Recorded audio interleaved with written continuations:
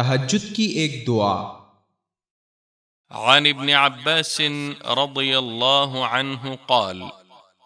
كان النبي صلى الله عليه وسلم إذا تهجد من الليل قال: اللهم لك الحمد أنت نور السماوات والأرض ولك الحمد أنت قيم السماوات والأرض ولك الحمد أنت رب السماوات والأرض ومن فيهن أنت الحق ووعدك الحق وقولك الحق ولقاؤك حق والجنة حق والنار حق والنبيون حق والساعة حق اللهم لك أسلمت وبك آمنت وعليك توكلت وإليك أنبت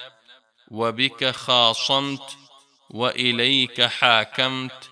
فاغفر لي ما قدمت وما أخرت وما أسررت وما أعلنت أنت إلهي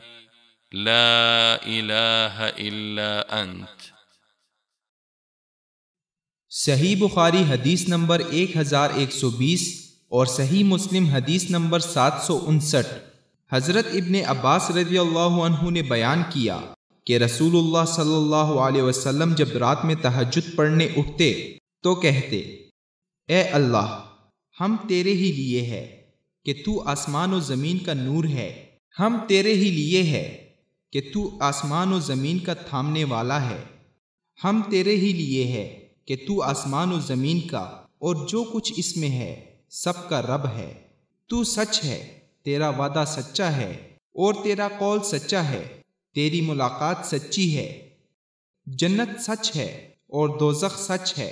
سارے انبیاء سچے ہیں اور قیامت سچ ہے۔ اے اللہ، میں تیرے سامنے ہی جھکا، تجھ پر ہی ایمان لایا،